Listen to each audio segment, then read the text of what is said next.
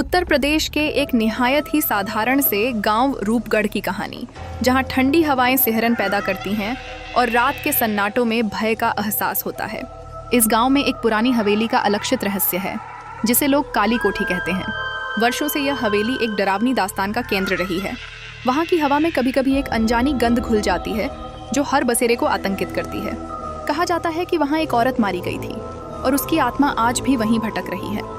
सिर्फ एक जुमला था, भूत वूत कुछ नहीं होता, जिसे नए शर्मा परिवार ने कहकर अपने अंधविश्वासों को झुठलाने की कोशिश की।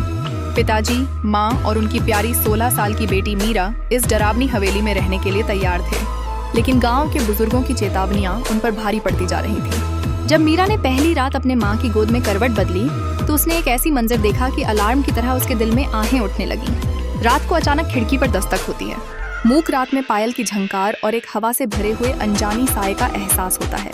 मीरा की चीखें हवा में गूंजती हैं जब उसने देखा एक औरत बिना पैरों के घर के चारों ओर तैरती हुई। जब उसकी माँ ने उसे समझाने की कोशिश की, तब शांति का नजारा तिरोहित हो गया।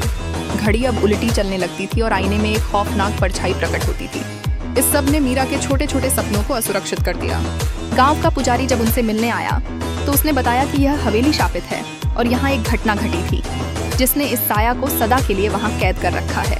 उसकी चेतावनी में गंभीरता थी।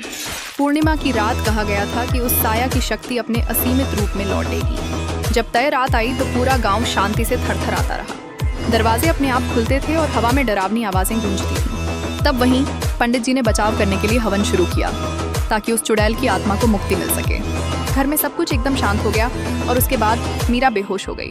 जब सब कुछ समाप्त हुआ, तो पंडित जी ने यह घोषणा की कि उसकी आत्मा मुक्त कर दी गई है।